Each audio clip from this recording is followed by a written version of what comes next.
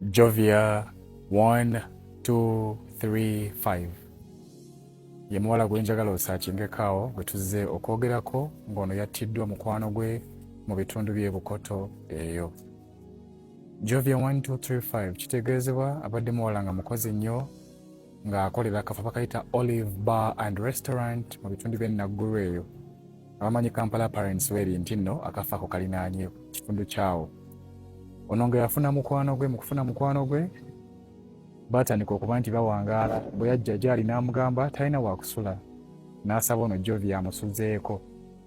Bw'atandika omusuza babadde ba mikwano nnyo era ng'ensi ekimanyi ba mikwano, nga ku TikTok y'ono oba page y'ono apostinga nnyo ne mukwano gwe because yali amwagala.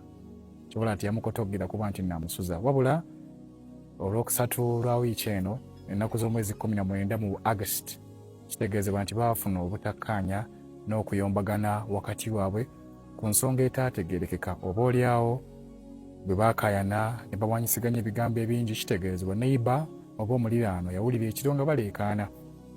Kwe kusalawo asindikira ono message amubuuze nti is everything okay? Jovia, is everything okay? Kitegeezebwa munne eyakozesa essimu lya Jovia nga amaze okuba nti nno amufumita ebyambi. Yamusalaasala mu lubuto, n'amusalaasala mu kifuba, n'amusalaasala mu nsingo. Era yakozesa essimu amulage nti no everything is okay. So ono yalowooza ayogera na Jovia, so ayogera na mukwano gwe. Ekyo bwe kyaggwa ono yakeera ku makya n'afuluma n'azzaawo bulungi oluggi nga legateri kibaddewo, nga kitegeezebwa ne landlord yamulengera ng'afuluma naye nga ye tamanyi nti noono alina ekikyamu kyakoze.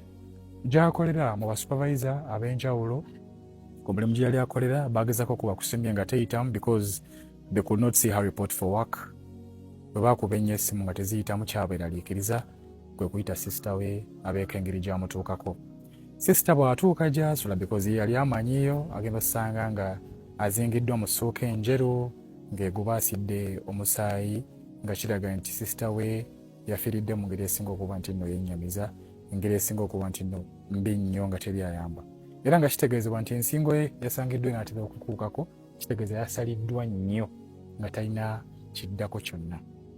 Era ono omuwala kitegeezebwa nti poliisi ekyamunoonya ng'olunaku olwaleero e Masaka eyo gye bagenda okuziika omugenzi Jovia. Lessons behind. Nga sinnakuwa lessons behind, omukyala Hijab D Collection ajja kuwa sharia ennungi y'omu ku basponsa ba programu yaffe eya Kiyingi Unveiled Reality. Bw'omusupportinga obeera osupportize Kiyingi.